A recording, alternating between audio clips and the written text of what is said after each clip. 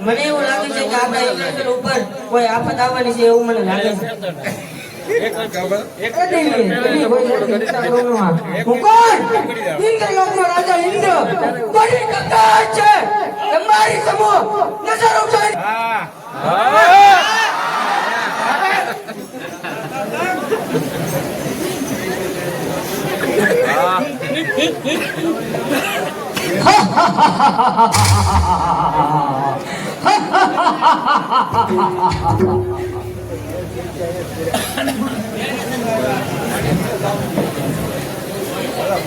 આવું કીધું તો હું તૈયાર થઈ કોને નહીં નાખે મને કીધું હું તૈયાર થઈ કોને નહીં નાખે સારું કામ નહીં પૈસા કાઢી નાખે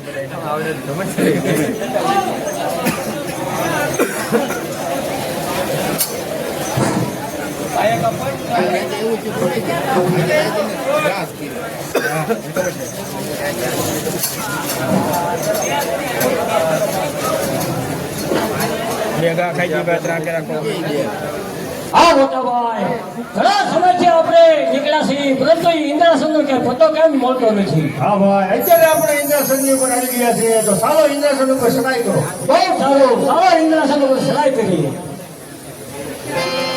હા મોટાભાઈ, હું જાય અને ઇન્દ્રને જાગૃત કરો, અને જો યુદ્ધ કરવા ન મંડાય તો ઇન્દ્રને લાય અને બલ્લેભાઈ ઉપડી જાય. બરાબર છે. એ સારો સાથે યુદ્ધ કરે. જો ઇન્દ્ર ના કરે ઇન્દ્રાણીને લઈ અને અહીંથી નાસી જઈએ. આપણે આપણી પટરાણી બનાવીશું. બહુ સારું. હા દેવ ઇન્દ્ર, મારી સાથે યુદ્ધ કરવા તૈયાર થા. અને બંને બળવાન યોદ્ધા છે, અને જો તું યુદ્ધ નહીં કરે અને તારું ઇન્દ્રાસન અમને નહીં સોંપ તો તારી ઇન્દ્રાણીને લઈ અને એની સાંતા થઈ જઈશું. અરે તમે બંને ભાઈઓ મને યુદ્ધનું આમંત્રણ કરશો? અરે હું તો સન અને અમારો ભાઈ છે મોહન. એ બંને બળવાન યોદ્ધા છે. પાછા લોક કબજે કરો અને એવા ઇન્દ્ર લોક કબજે કરવા આવ્યા છે. માટે યુદ્ધ કરવા તૈયાર થઈ ગયા છે. સાત તૈયાર થઈ જા.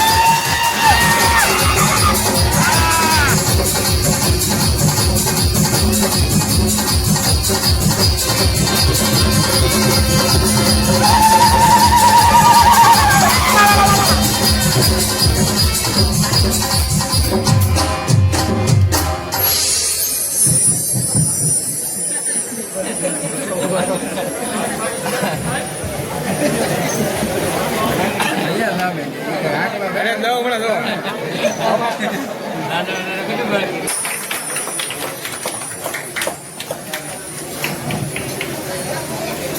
કેમ ભાઈ બોલ બોલો મોટા ભાઈ ઇન્દ્ર થોડો અઘરો તો બીજો એલા મને તો બહુ ભાગે પડ્યો તો તમે આવ્યા એટલે કે મારા માથી થયું ન થાય એટલે માં તાકાત તો ખરી જ છે નાનો પણ રાય નો દાણો નીકળ્યો હા ગમે આમ તો દેવરાજ ઇન્દ્ર કહેવાય ને આ ઇન્દ્રના પાત્રને એક બીજા 100 રૂપિયા આપે છે. તો સાહેબ ભાઈ હવે આપણે ઇન્દ્રસન પર તાબે કર્યું હા અને પાતાળ લોક તાબે કર્યો અને હવે પૃથ્વી લોકમાં જઈ અને સુખથી હા કાર મચાવી અને બધું તાબે કરી લઈએ. બહુ સારું હું આપું